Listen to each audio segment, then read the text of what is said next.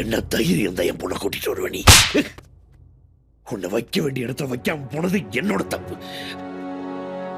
ஏய், என் பொண்ணு விடு விடு. யார் யார பிடிச்சிருக்காங்கன்னு பார்த்துட்டு பேசுங்க சார். ஏய், என்கிட்ட திமிரா பேசுறியா?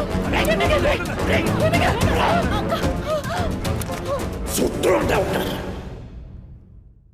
ஒரு டிரைவர் உங்க பொண்ணை கல்யாணம் பண்ண கூட்டிட்டு வந்ததுக்கே உங்களுக்கு இவ்வளவு கோவம் வருது. ஒரு கோடீஸ்வரனோட பொண்ணை சாதாரண ஒரு லாயர் நீங்க கல்யாணமும் பண்ணி மாலையும் கையோட வந்து நிற்கும் போது அவருக்கு எவ்வளவு கோவம் வந்திருக்கும். நீங்க அவர் பொண்ணுக்கு தாலி கட்டி கூட்டிட்டு வந்து நின்னீங்க. ஆனா இன்னும் உங்க பொண்ணுக்கு இங்க கல்யாணம் கூட நடக்கல. ஆனா அதுக்கே உங்களுக்கு இவ்வளவு கோவம் வருது. உங்களுக்கு வந்தா கோவம், அவருக்கு வந்தா பணக்கார திமிரு ஆணவமா? ஏய், யாரா நீ? யார உசுரா நினைச்சு கல்யாணம் பண்ணி இங்க கூட்டிட்டு வந்தீங்களோ அவங்களோட மருமகன். கூட பிறந்த தங்கச்சிக்கு அண்ணனா இருந்து எதுவுமே செய்ய முடியலன்னு வருத்தப்பட்டு இருக்காரு. அவர் பையன் தன்னோட தப்ப உணர்ந்து அவர் பொண்ணை பார்க்க முடியலன்னு சாவோட போராடிட்டு இருக்காரு.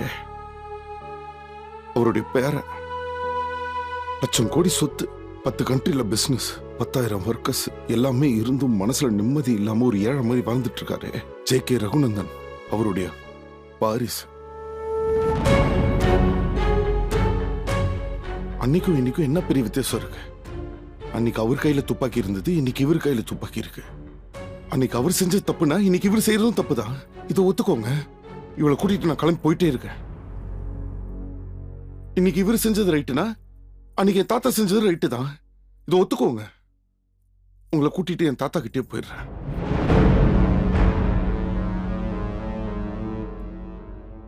உங்களை கன்வின்ஸ் பண்றதுக்காக நான் இதை சொல்லல. என்னை பொறுத்த வரைக்கும் 2 பேர் செஞ்சதுமே தப்பு தான். எங்க தாத்தா அவரோட கோவத்துக்கு கொடுத்த வேலை உங்களை பிரிஞ்சது. நீங்க உங்க பிடிவாதத்துக்கு கொடுத்த வேலை உங்க அண்ணனையும் அப்பாவையும் பிரிஞ்சது. நீங்க வீட்டை விட்டு வெளில போகும்போது ஒரு நிமிஷம் திரும்பி பார்த்திருந்தீங்கன்னா ஒரு துப்பாக்கி வெடிக்கிற சத்தம் கேட்டிருக்கும், ஒரு உயிர் துடிக்கிற சத்தம் கேட்டிருக்கும்.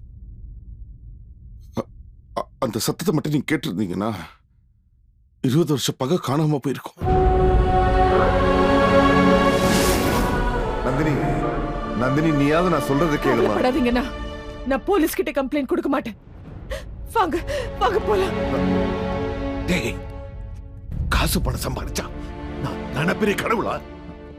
நான் பெத்த பொண்ணையே நான் சொல்ற அளவுக்கு அந்த வெறி டேய், நான் உயிரோடு இருக்க கூடாது. நான் சாகணும். அப்பா வேணாம்ப்பா, அப்பா விடுங்கப்பா, அப்பா என்ன கொடுங்க, அப்பா அப்பா.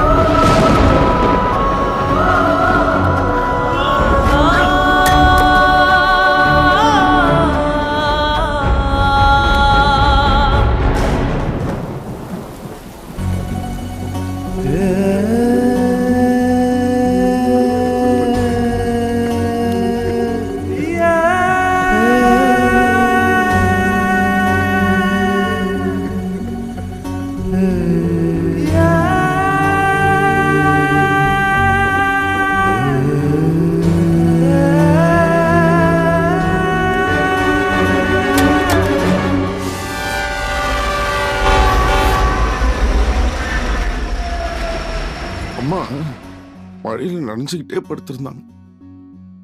மழையில ஏன் நனைஞ்சுக்கிட்டே படுத்திருந்தாங்கன்னு எனக்கு தெரியல. எங்க அம்மாவையே பார்த்துட்டு இருந்தேன். கொஞ்ச நேரத்துல திடீர்னு வெள்ளை எடுத்துட்டு போனாங்க. அதுக்கப்புறம் எங்க அம்மா பார்க்கவே இல்லை. அம்மா எங்கன்னு அப்பா கிட்ட கேட்டேன். சாமி கிட்ட போயிருக்காங்கன்னு சொன்னாரு. அத்தை எங்கன்னு கேட்டேன்.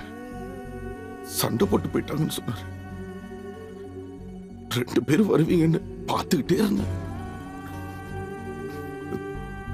சாமி கிட்ட போனா அம்மாவும் வரல, சண்டை போட்டு போனா அத்தையும் வரல. சின்ன பையன்ல என்ன பண்றதுன்னு தெரியல. என்ன தப்பு பண்ணன்னு தெரியல.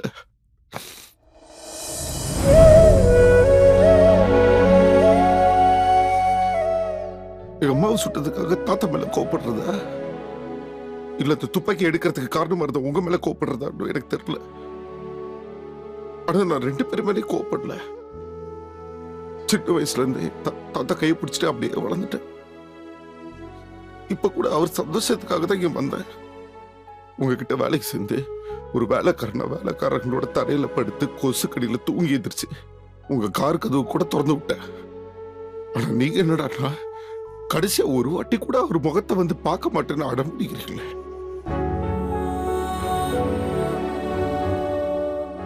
வாழ்க்கையில நம்ம சந்திக்கிற பிரச்சனை தீக்கிறதுக்கு 2 வழி இருக்கு.